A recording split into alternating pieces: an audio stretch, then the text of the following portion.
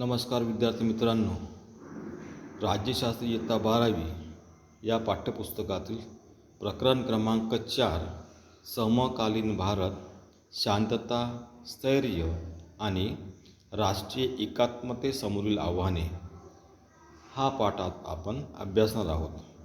विद्यार्थी मित्रांनो, लोकशाही समाज रचनेमध्ये वैचारिक विविधता असते. ही विविधता सामाजिक, आर्थिक, राजकीय आणि सांस्कृतिक विविधतेमुळे निर्माण होत असते.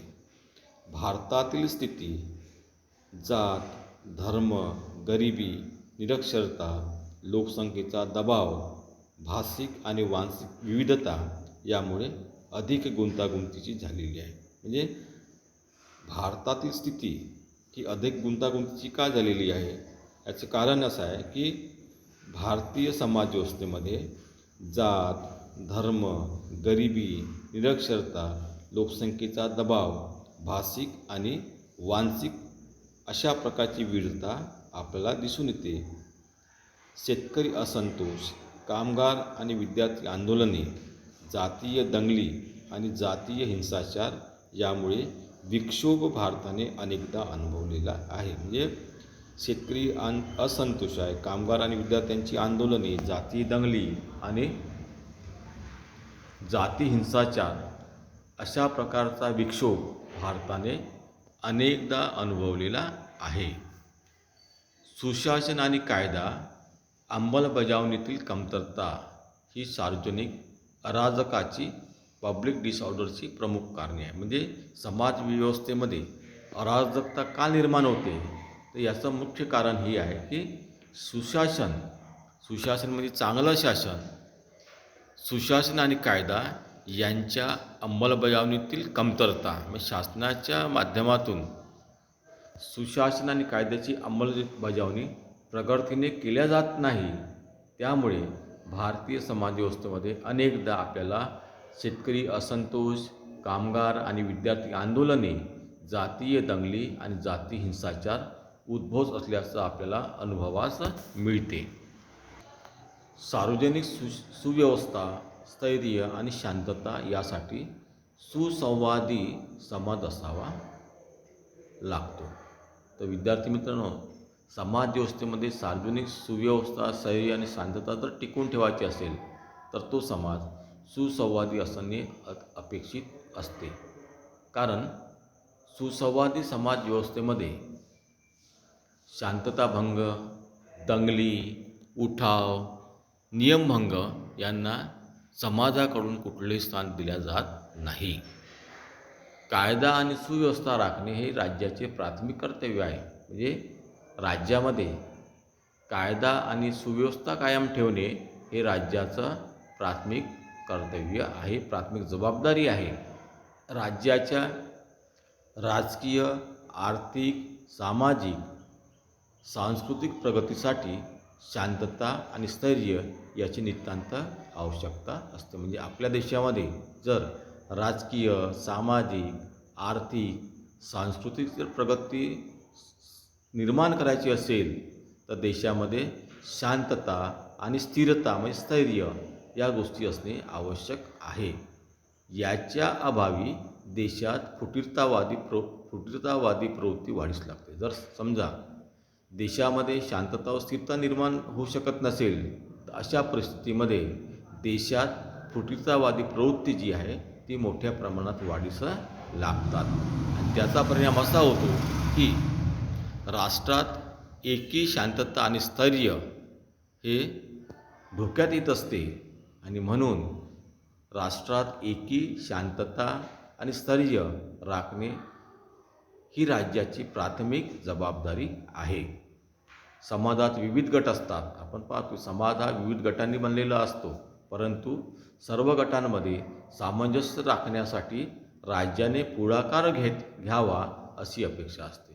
म्हणजे समाज व्यवस्थेमध्ये असणाऱ्या विविध गटांमध्ये सामंजस्य निर्माण करण्याची जबाबदारी ही राज्याची असते. राष्ट्र उभारणीची आणि राष्ट्रीय एकात्मता निर्माण करण्याची ही प्रक्रिया आहे. राष्ट्र, राष्ट्रवाद आणि राज्य या राज्यशास्त्रातील प्रमुख संकल्पना आहेत त्या आपण इयत्ता 11वी मध्ये अभ्यासलेल्या आहेत. त्यातील काही महत्त्वाच्या मुद्द्यांची फेरउजळणी आपण या पाठाच्या अंतर्गत करणार आहोत. नंबर 1 आहे राष्ट्र. राष्ट्र हा एकीच्या भावनेने बांधलेला एक समुदाय आहे. म्हणजे राष्ट्राची निर्मिती ही एकतेच्या भावनेच्या आधारे निर्माण होत असते. म्हणून एकीच्या भावनेने बांधलेला समुदाय म्हणजे राष्ट्र अशी राष्ट्राची व्याख्या केली जाते. या एकीसाठी काही आधारभूत घटक असतात. स्वतःची वेगळी सामाजिक, सांस्कृतिक, राजकीय ओळख असलेला हा लोकसमुदाय स्वतःचे वेगळेपण स्थापित करू इच्छितो. म्हणजे आपण इतरांपासून वेगळा आहोत अशी इच्छा या लोकसमुदायामध्ये निर्माण झालेली असते. संस्कृती, वंश, धर्म, भाषा, इतिहास यांच्यातील समानतेमुळे या समुदायामध्ये एकीची भावना निर्माण होत असते. म्हणजे समान धर्म, समान भाषा, समान इतिहास जर असेल तर अशा लोकांमध्ये आपण समान आहोत ही सामुदायिक भावना सहजतेने निर्माण होत असते. नंबर 2 आहे राष्ट्रवाद. राष्ट्रवाद ही राजकीय अस्मिता निर्माण होण्याची भावना आहे. म्हणजे राष्ट्रवाद ही भावना असते की या भावनेच्या माध्यमातून राजकीय अस्मिता समाजामध्ये निर्माण होत असते. त्यांच्यात स्वतःच्या या अस्मितेतून स्वत्वाची जाणीव निर्माण होते.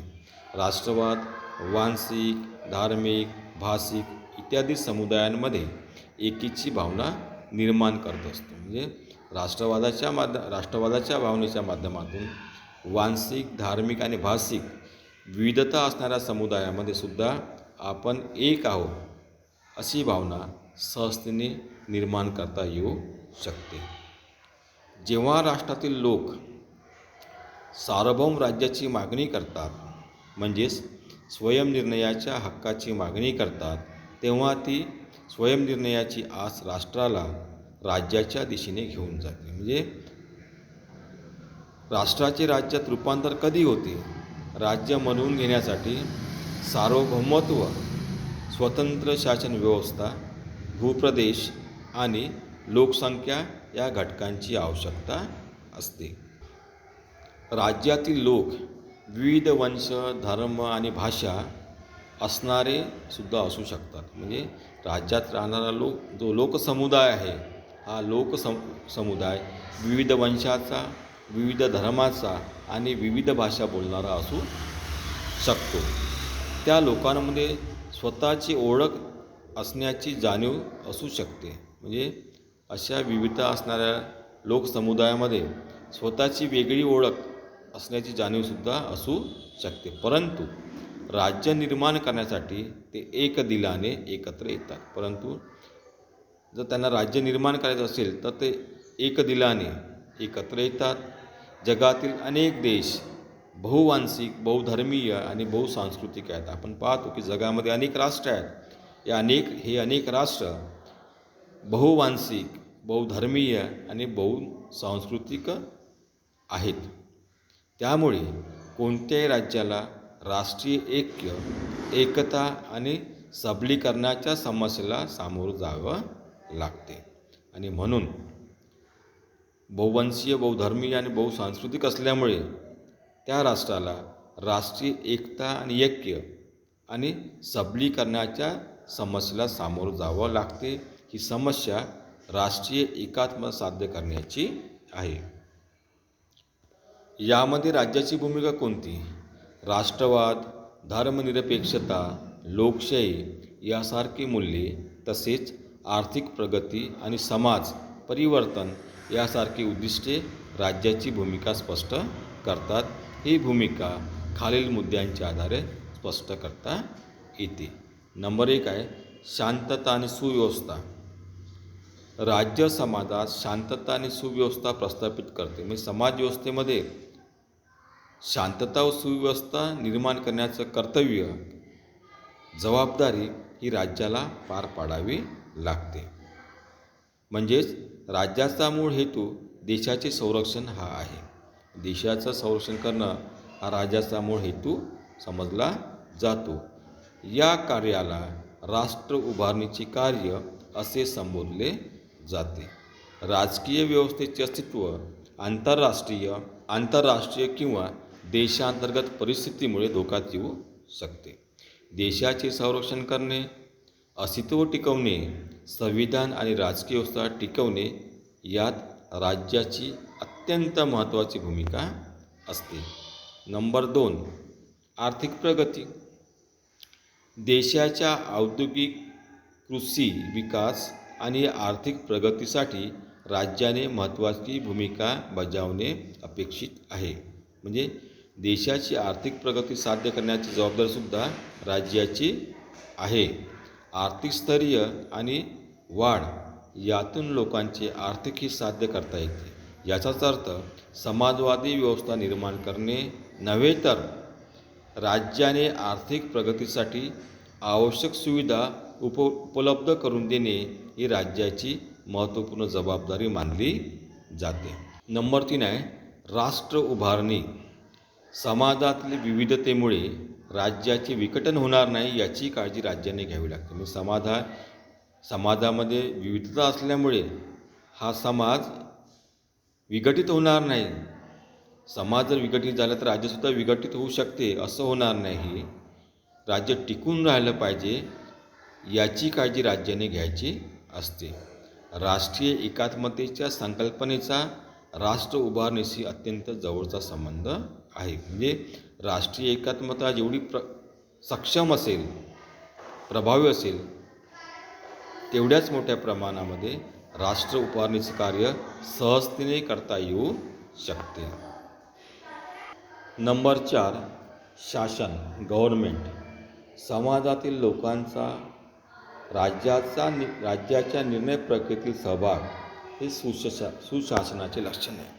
सुशासन म्हणजे असं शासन की ज्या शासनामध्ये समाजातील लोकांचा राज्याच्या निर्णय प्रक्रियेमध्ये सहभाग असतो. यालाच लोकशाहीकरण किंवा लोकसहभागी राज्य असे म्हणतात. नंबर 5 आहे लोककल्याण. सामाजिक न्याय, वाजवीपणा, समानता या तत्त्वांचा वापर लोककल्याणासाठी करणे, समाजातील असमतोल दूर करून दुर्लक्षित घटकांचे दुःख दूर करणे ही राज्याची जबाबदारी आहे. म्हणजे राज्याने समाजामध्ये सामाजिक न्याय, समानता या माध्यमातून लोककल्याणाची कार्य करणे, त्याचप्रमाणे समाज व्यवस्थेमध्ये असणारा असमतोल दूर करून समाजातील दुर्लक्षित घटकांचे दुःख दूर करणे ही राज्याची जबाबदारी आहे. राष्ट्रवाद, धर्मनिरपेक्षता, लोकशाहीची मूल्ये, आर्थिक प्रगती आणि समाज परिवर्तन यांचा राष्ट्र उभारणीशी जवळचा संबंध आहे. म्हणजे राष्ट्र उभारणीच्या कार्याचा संबंध राष्ट्रवाद, धर्मनिरपेक्षता, लोकशाहीची मूल्ये, आर्थिक प्रगती आणि समाज परिवर्तन यांच्याशी जवळचा आहे.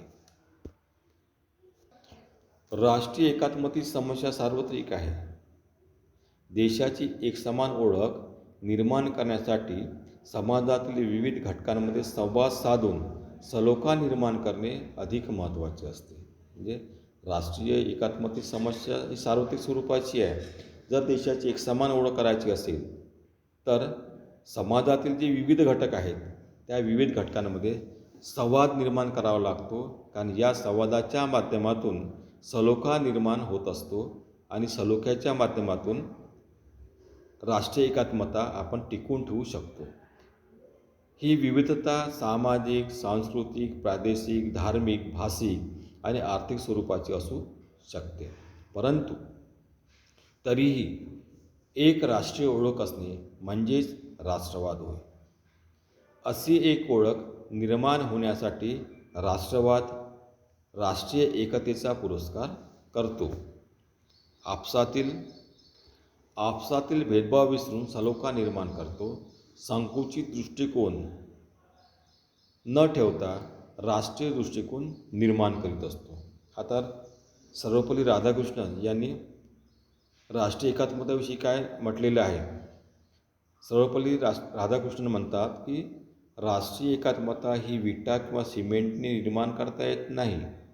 ज्याप्रमाणे आपण घर बांधतो त्याप्रमाणे सिमेंट आणि विटाच्या माध्यमातून राष्ट्रीय एकात्मता निर्माण करता येत नाही.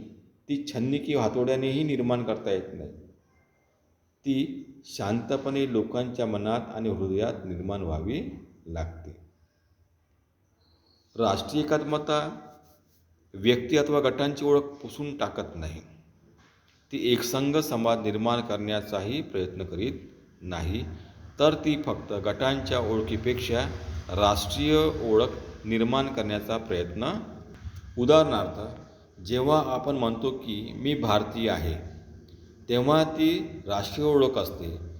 तेव्हा मराठी, तामिळ, पंजाबी, हिंदू, सीख, मुस्लिम, ख्रिश्चन या दुय्यम ओळखी पुसून टाकल्या जात नाही, परंतु त्या राष्ट्रीय ओळखीपेक्षाही गौण ठरतात. अमेरिकेत या सामाजिक राजकीय व्यवस्थेला कोशिंबिरीचा वडगा सॅलड बाउल असे म्हणतात.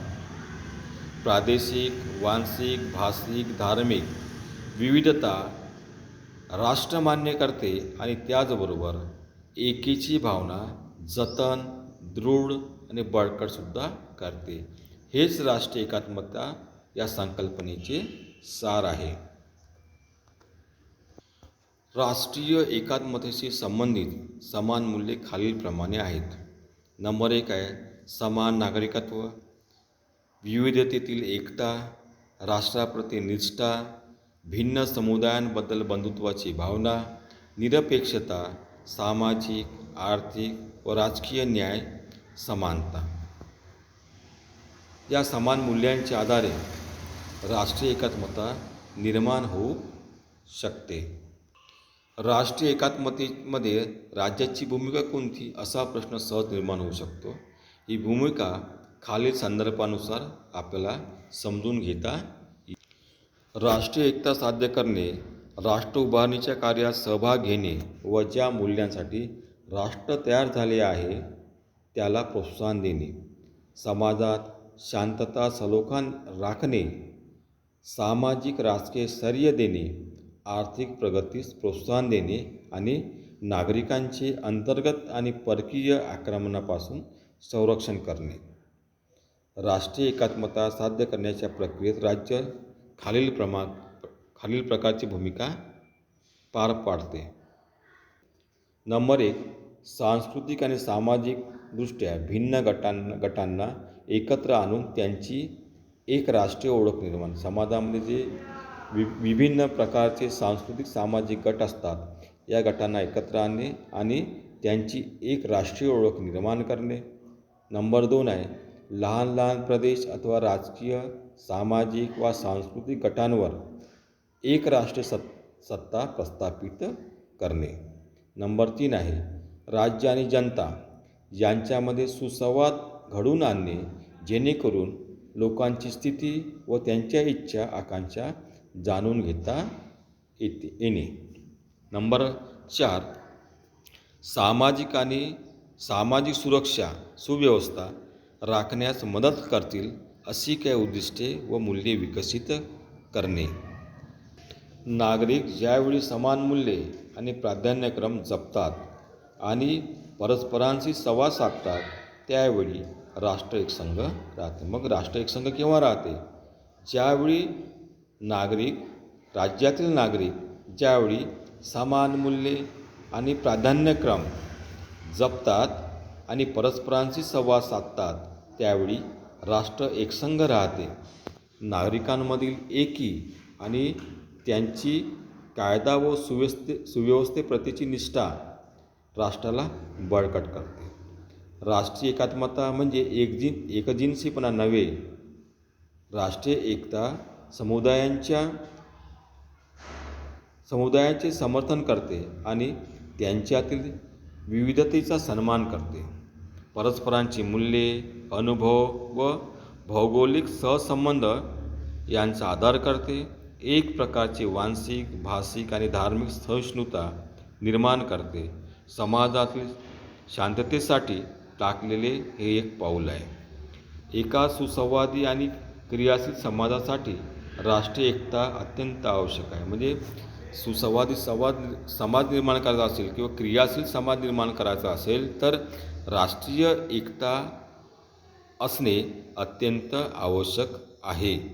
राष्ट्रीय एकता आणि सामाजिक स्थैर्य राष्ट्र उभारणीसाठी हातभार लावत असतात.